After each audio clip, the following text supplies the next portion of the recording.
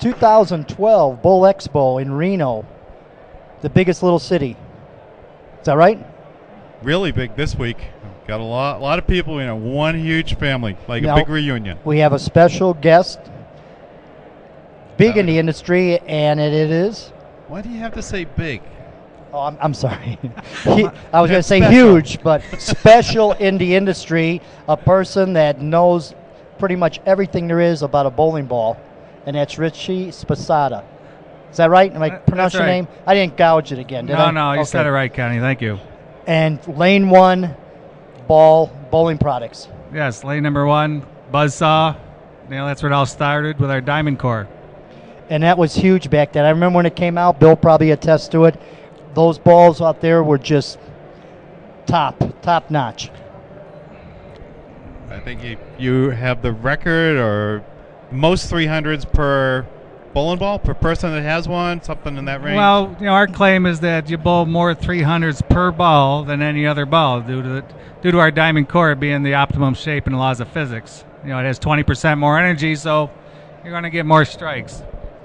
And it's usually the higher end pro shops that carry the product, and they're going to deal with the higher end bowler. So you've got the better bowlers using it. It's just not the generic bowling ball, and this is the cheapest thing I got. I make the most money on this ball, so this is what I'm going to push. Well, it's definitely going to help the better bowlers, but it also helps the average bowlers, because our balls roll consistent, and most of your average bowlers, have an inconsistent release, so our diamond core makes up for mistakes, and keeps them around the pocket more, where a lot of these high-tech bowling balls, they overreact, and when you don't release them properly, you're over-under, and you're going to score lower, actually.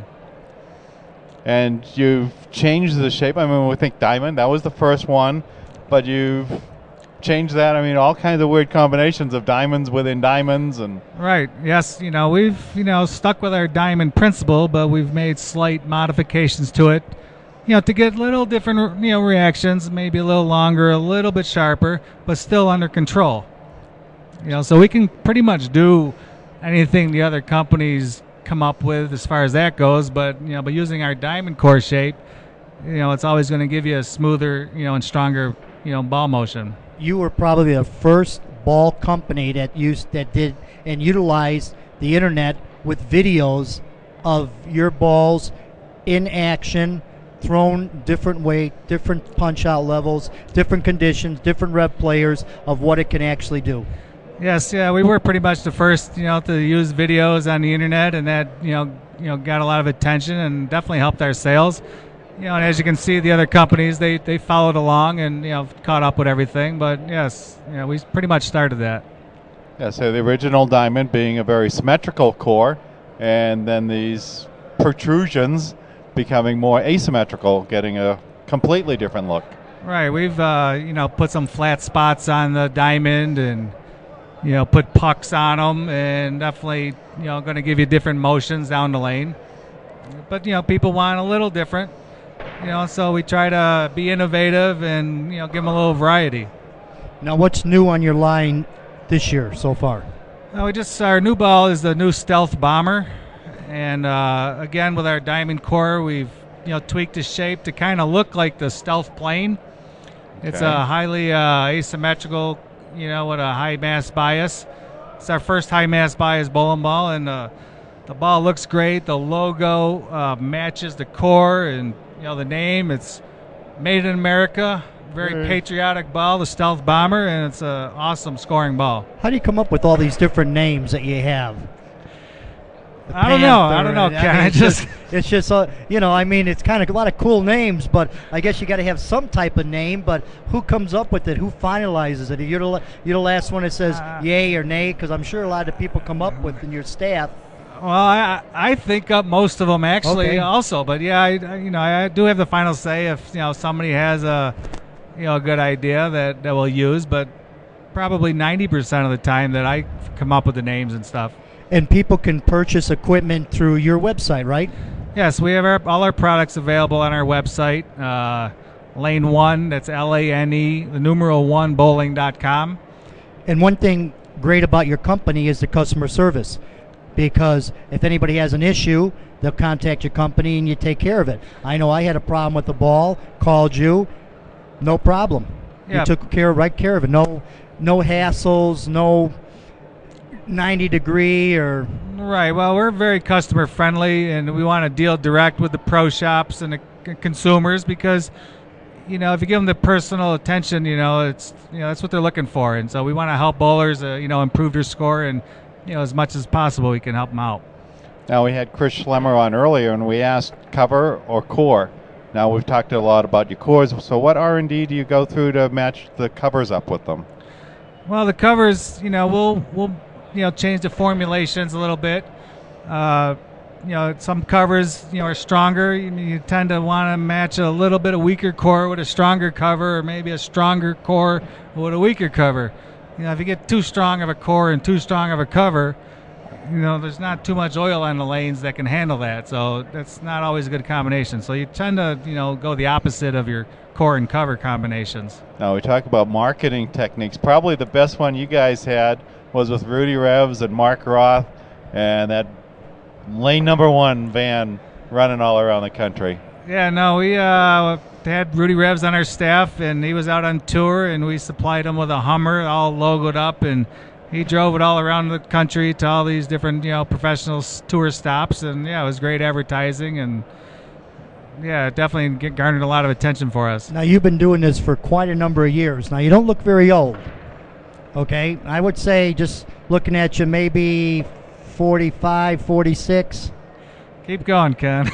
Up or down? Up, yeah. Don't tell me down, please. No, I'm actually turned 50 this year. Okay, so you're ready for the senior tour. I'm senior tour eligible, but I don't think my body's eligible. But, so, being many years, when did you first start in the business and first start doing your first ball? Our first ball came out in December of '92. And that was right in the first year where the resin balls came out. And you know that they were, really reactive and overreacted a lot on the back end. And we put our diamond core in it. A lot of people thought it was just a urethane ball because it reacted a lot smoother, than the other reactive balls on the market, like the Excalibur or the Turbo X. And we got in right on the ground floor of the reactive resin cover, and we've been doing it ever since. And your balls didn't have the cracking problems that many of the other manufacturers had. Was it a different type of cover on it, the urethane? No, well, we use the same, types of resins as, the Brunswicks, whoever manufacturing our product. I think, it started with the Turbo X with the 2-piece balls that you had the core separations.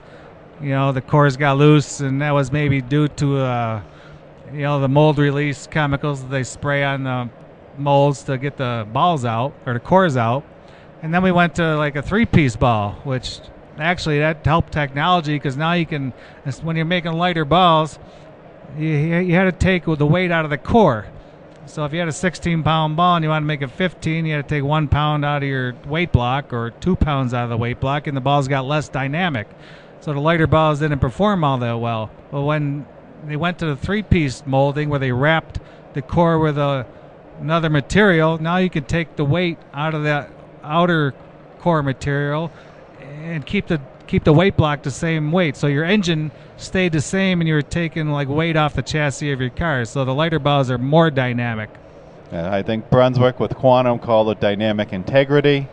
So 14, 15, and 16 had basically the same reaction, same look on the lane. Right, they did. And actually they kind of got that from us, because originally we had a smaller diamond in our 14-pound buzzsaw, because when we originally made the shape, it didn't come out big enough for a 16-pound ball. So then we made a bigger diamond, and that was used in our 15 and 16-pound models. So actually, we were the first ones to have a smaller weight block in our lighter balls. Then, like I said, Brunswick came out with the Quantums, where they made smaller cores in each ball to keep the same dynamics.